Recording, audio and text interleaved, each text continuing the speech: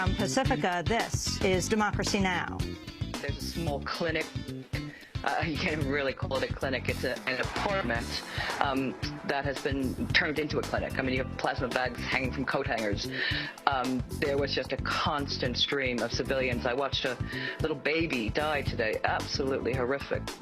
American reporter Marie Colvin dies in Syria, along with a French and Syrian journalist, the latest casualties in a country that's become the bloodiest conflict of the Arab Spring. As the United States weighs intervention in Syria, we'll host a debate with Middle East scholar Joshua Landis and the Syria National Council's Rami Nakba. Then Greece braces for mass protest as the Greek government celebrates a new bailout package. Today's decisions in Brussels are the result of a very complicated and painful negotiation. In negotiation, I don't want to compare it to other historical negotiations, but with regards to the political consequences of economic impact and economic and social consequences, it is perhaps the most important of the post-war era. We'll speak with Paul Mason, BBC Newsnight economics editor, about the financial crisis from Greece to the United States. His new book, Why It's Kicking Off Everywhere, The New Global Revolutions. All that and more coming up.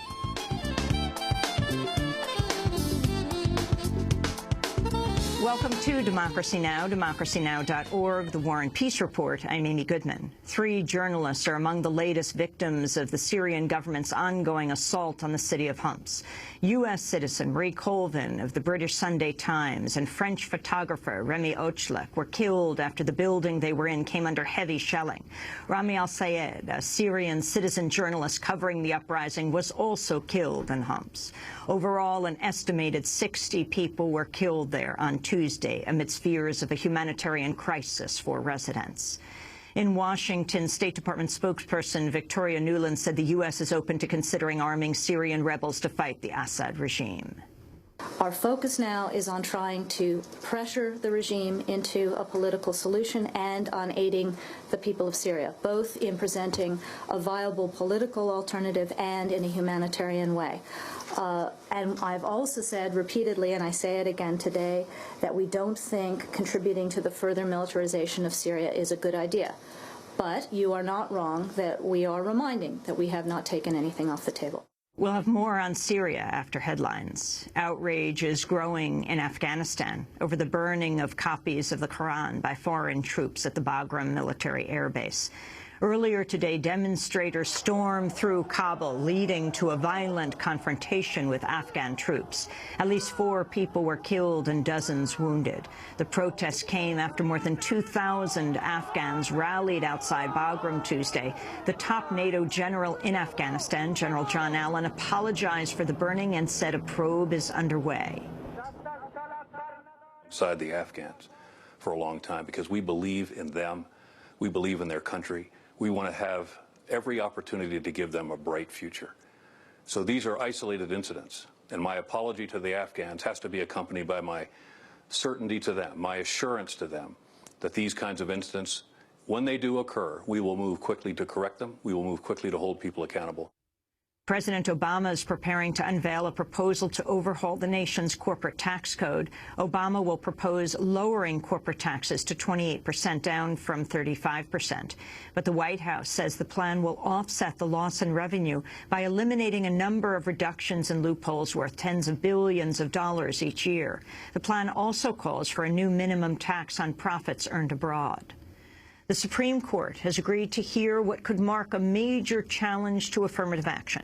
The case was brought by a white student who says she was rejected from the University of Texas because of her ethnicity. The challenge could lead to the reversal of an earlier decision that allowed public colleges and universities to consider race in order to improve diversity. The 2003 ruling banned the use of point systems but allowed for less direct methods of affirmative action. Meanwhile, the Supreme Court issued a ruling yesterday limiting the circumstances in which prisoners need to be read their rights prior to interrogation. The case hinged on an inmate who confessed to a sex crime after being questioned for 5 to 7 hours by armed deputies without being read his Miranda rights. The prisoner, Randall Fields, was being held for disorderly conduct in a Michigan jail and was told he could return to his cell. In a 6-3 vote, the majority, led by Justice Samuel Alito, said Fields was not considered to be in custody at the time. A federal appeals court has upheld the dismissal of a case brought by the families of 2 Lake Guantanamo prisoners. The military has claimed the prisoners, Yasser al-Zahrani and Salah al-Salami, and another prisoner, committed suicide at Guantanamo in 2006. But the prisoners' families had filed suit alleging they died after being subjected to torture. On Tuesday, a 3-judge panel upheld the suit's dismissal, ruling federal courts do not have the authority to preside over cases related to the treatment of Guantanamo prisoners. The late foreign correspondent Anthony Shadid was remembered at a memorial service in Beirut Tuesday, just days after his death at the age of 43. Shadid died of an apparent asthma attack while covering the conflict in Syria. Tyler Hicks, Shadid's colleague at the New York Times and the last person to see him alive, recounted a moment from one of their final nights together in Syria. I took my cameras and we walked down the street around the corner to where Anthony was. As is custom, I took off my boots, went into this room, and it was the most amazing scene. All the fighters that we had been with that day were sitting in the big carpeted room, all of them smoking cigarettes. The whole room was full of smoke. One of them was playing a traditional instrument. They were singing and dancing, having this amazing party. And just across the room, sitting among them, right in the middle, was Anthony. And I just looked at him, and he said, "Tyler, can you believe this? Look at this," with the biggest smile on his face. Also speaking at Anthony Shadid's memorial service was Jill Abramson, executive editor of The New York Times. He wrote something that is incredibly moving and true. He wrote, "No one really knows the script for days like these, and neither did we." I think that's true of all of us here this evening.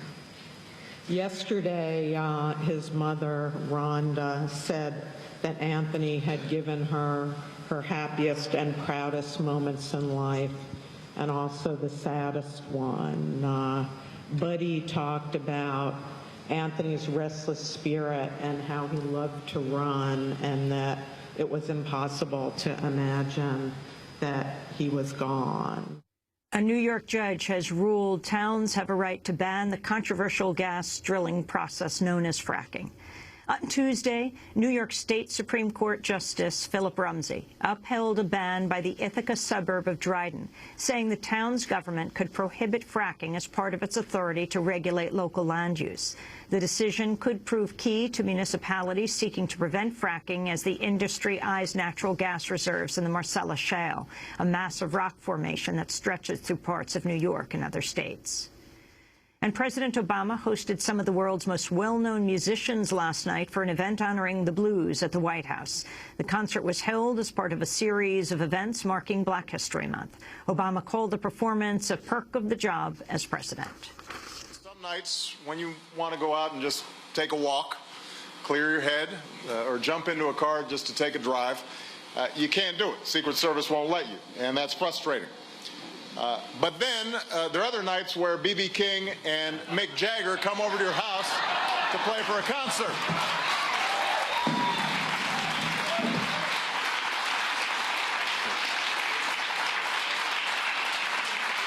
So I guess things even out a little bit. And those are some of the headlines. This is Democracy Now!, democracynow.org, The War and Peace Report. I'm Amy Goodman. And I'm Nermeen Sheikh. Welcome to our listeners and viewers around the country and around the world.